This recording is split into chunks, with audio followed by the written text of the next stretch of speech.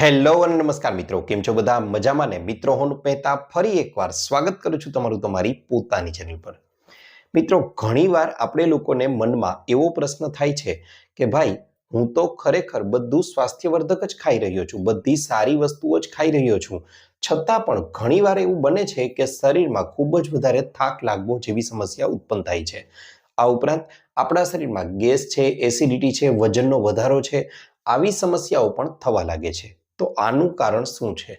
તો મિત્રો, તમને જણાવી દઉં કે આજના આ વિડીયોમાં હું તમને લોકોને 3 એવી વસ્તુઓ વિશે વાત કરવાનો છું કે જેને લગભગ 98% લોકો છે તે રોજબરોજના જીવનમાં ખાય છે અને તેનો ફાયદો નથી મળતો. તેનું કારણ મુખ્ય એ છે કે તેને ખાવાની ખોટી રીત છે. જી હા મિત્રો, આ 3 વસ્તુઓને જો સાચી રીતે ખરેખર ખાવામાં આવે ને તો તમારા શરીરમાં ગેસ છે, એસિડિટી છે, વજનનો વધારો છે, આવી સમસ્યાઓથી તો ખૂબ જ સરળતાથી છુટકારો મળી જ જશે.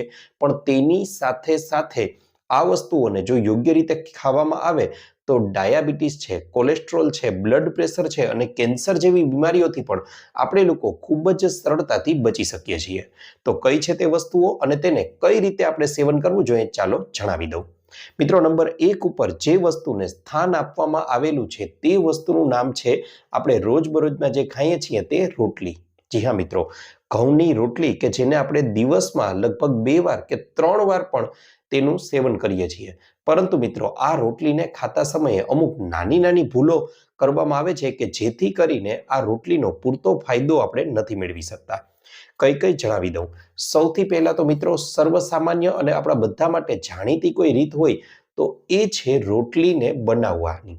જી હા મિત્રો, આજકાલ તમને ખ્યાલ છે એ પ્રમાણે કે ગેસનો જમાનો આવી ગયો છે અને ગેસમાં ઘણીવાર એવું બને છે, બધા લોકો જાણે છે એ પ્રમાણે કે ઘણા લોકો રોટલીને ઝડપથી પકવવાના કારણે તેઓ તાવડી પર જરા રોટલીને ચડવા દે છે, ત્યારબાદ સીધી જ ગેસ પર તેને ચડાવી દે છે.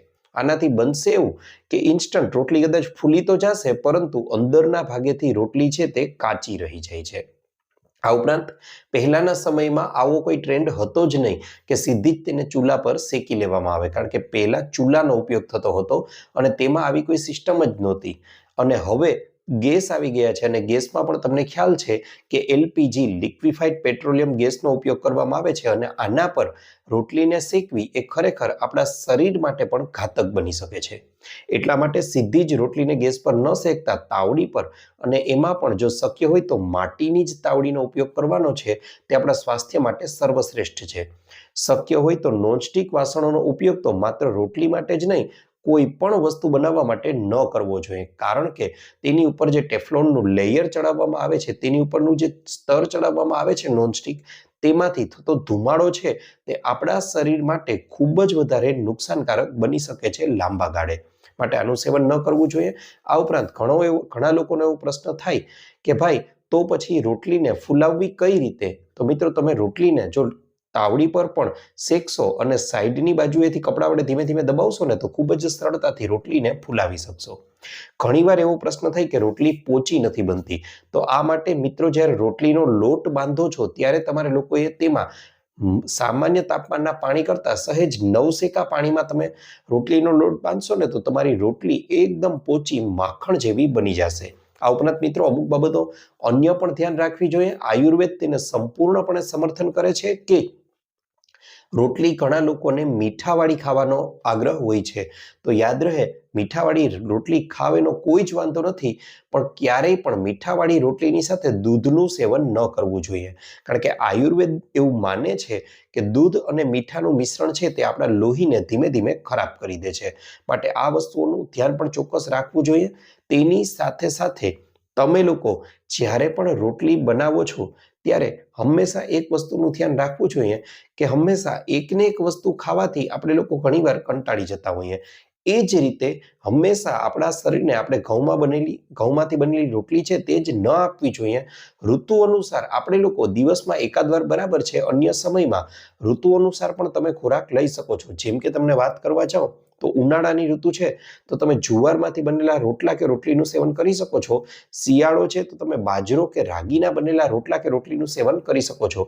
તેનાથી તમારા શરીરને પૂરતા પોષક તત્વો પણ મળી રહેશે. આ ઉપરાંત મિત્રો, આજકાલની લાઈફસ્ટાઈલ છે તે હવે તેમાં મહેનતનું પ્રમાણ ઘટતું જાય છે અને માનસિક પરિશ્રમનું પ્રમાણ વધતું જાય છે.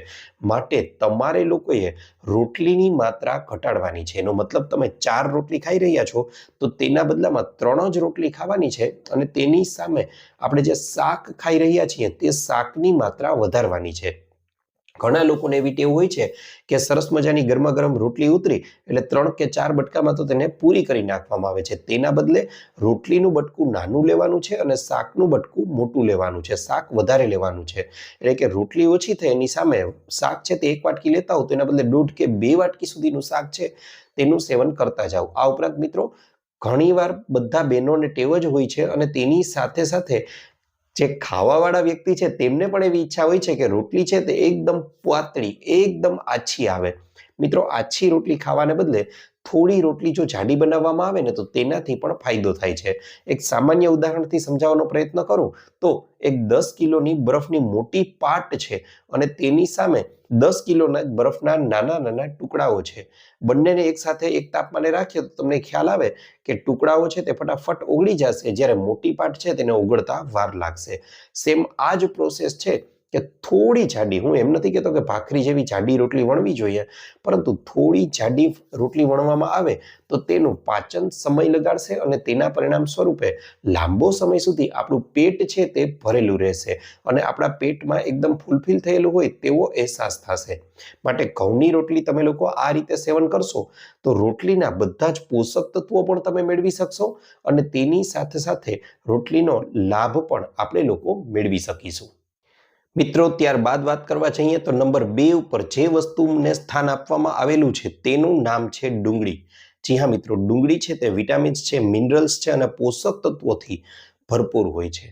મિત્રો, જો રોજની માત્ર 1 ડુંગળીનું પણ સેવન કરી લેવામાં આવે ને તો તે ડાયાબિટીસ છે, કોલેસ્ટ્રોલ છે અને પુરુષોમાં જાતીય સમસ્યાઓને ખૂબ જ સરળતાથી દૂર કરી દે છે. આ ઉપરાંત મિત્રો, આયુર્વેદમાં તો 20 થી પણ વધારે બીમારીઓમાં ડુંગળીને શ્રેષ્ઠ ઔષધિ તરીકે સ્વીકારવામાં આવેલી છે.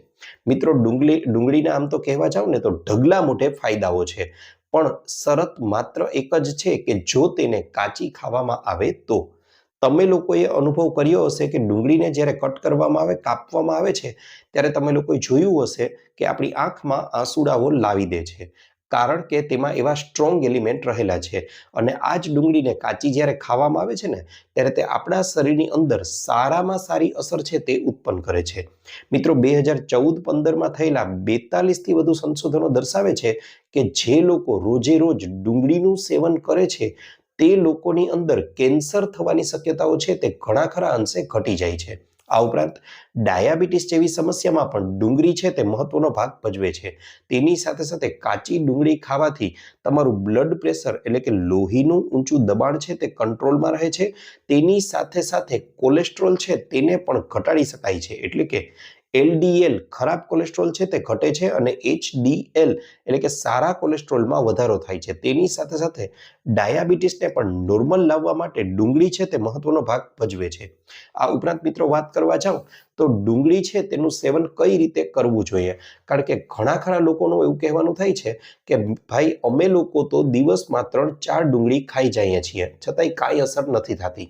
તો મિત્રો, તેનું મુખ્ય કારણ એ છે કે આપણે લોકો ડુંગળીને પકાવીએ છીએ, તેનો વઘારમાં ઉપયોગ કરીએ છીએ અને વઘારમાં પણ ત્યાં સુધી પકાવીએ છીએ કે જ્યાં સુધી એનો રંગ ન બદલાઈ જાય. મિત્રો, આમ કરવાથી ચોક્કસથી સ્વાદમાં તો વધારો થાય છે પણ તેના ગુણો છે તે નાશ પામે છે. જો ડુંગળીના બધા જ ગુણોનો લાભ લેવો હોય તો ચોક્કસથી તમારે લોકોએ ડુંગળીને કાચી ખાવી જોઈએ. પહેલાના સમયને યાદ કરો કે જ્યારે આપણા વડવાઓ, આપણા વડીલો હતા તે લોકો હંમેશા જ્યારે જમવા બેસતા ત્યારે જ ડુંગળીને કાપવાનો આગ્રહ રાખતા અને આ ડુંગળીને પણ તેઓ હાથથી મુઠ્ઠી મારી અને કાપી દેતા, તોડી દેતા અને તેને સીધી જ ખાતા અને તેના પરિણામ સ્વરૂપે આવી કોઈ જ બીમારીઓના તે લોકોએ તો કદાચ નામ પણ નહોતા સાંભળ્યા.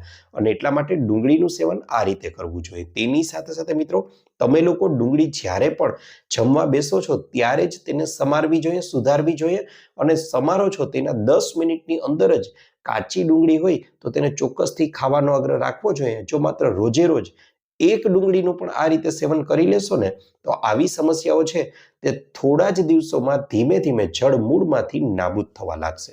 મિત્રો, ત્યારબાદ ખાવાની ત્રીજી વસ્તુ કે જેને આપણે લોકો રોજબરોજના જીવનમાં ખાઈએ છીએ તો તેનું નામ છે કેળા. જી હા મિત્રો, કેળા છે તો તમને લોકોને ખ્યાલ છે કે લગભગ 12 મહિના સુધી મળી આવે છે અને કિંમતમાં પણ ખૂબ જ સસ્તા છે. 20 રૂપિયામાં તો 4 કેળા ખૂબ જ સરળતાથી મળી આવે છે. આપણું પેટને પણ તે ભરી દે છે. તેની સાથે સાથે મિત્રો તમે ક્યારેક રમતો ગમતો ટીવી ઉપર જોઈ હશે તો મોટી મોટી ગેમ્સ જ્યારે રમાય છે ત્યારે તેમાં મોટા મોટા ખેલાડીઓ ભાગ લે છે. આ ખેલાડીઓને પણ તમે જોયું હશે કે તેઓ વચ્ચે જે બ્રેક આવે છે તેમાં કોઈ બીજી વસ્તુઓ ખાવાને બદલે કેળા ખાવાનો આગ્રહ રાખે છે. તેનું કારણ જ એ છે કે તે ઇન્સ્ટન્ટ એનર્જી આપે છે. તેની સાથે સાથે આપણા શરીરને પેટને ભરેલું પણ રાખવામાં મહત્વનો ભાગ ભજવે છે. તેની સાથે મિત્રો આજકાલ તમે લોકો જોવા જશો તો બજારમાં લીલા રંગના કેળા પણ મળી આવે છે. એ સંપૂર્ણપણે કાચા હોય છે અને તમને લોકોને ખ્યાલ છે કે હવે તો લોકો પણ જે કેળાવાળા ભાઈ છે તેને પૂછતા આવું જાણવા મળ્યું કે લોકો પણ એવા કેળા ખાવાનો આગ્રહ રાખે છે કે જેની છાલ સંપૂર્ણપણે પીળી હોય, તેમાં એક પણ પ્રકારનો ડાઘ ન હોય, તો એમ માને છે કે આ કેળાઓ સર્વશ્રેષ્ઠ છે. પણ ખરેખરમાં આવા કેળાઓ ખાવાથી આપણા પાચન તંત્રને નુકસાન થઈ શકે છે, કારણ કે તેમાં એટલી મીઠાશ પણ નથી હોતી અને જાણે આપણે સ્ટાર્ચ ખાઈ રહ્યા હોય ને એવું લાગે અને આ કેળાઓથી આપણું પાચન તંત્ર સુધરવાને બદલે બગડી રહ્યું છે. તો પછી પ્રશ્ન તરત જ એવો થાય કે કેવા કેળા ખાવા જોઈએ? તો મિત્રો આ માટે આપણે લોકોએ શ્રેષ્ઠ કેળા કયા છે? તો એવા કેળા કે જેની છાલ પીળી છે પરંતુ તેના પર કાળા કાળા ટપકા થઈ ગયા છે. આ કેળા છે તે આપણા સ્વાસ્થ્ય માટે ઉત્તમ છે, કારણ કે તેમાં કુદરતી મીઠાશ આવી ગઈ છે અને આ મીઠાશ એવી છે કે જે આપણા શરીરમાં સુગરનું લેવલ તો નહીં જ વધારે, પણ શરીરને ઇન્સ્ટન્ટ એનર્જી પૂરી પાડે છે અને તેના પોષક તત્વો આપણા શરીરને લાભ કરે છે.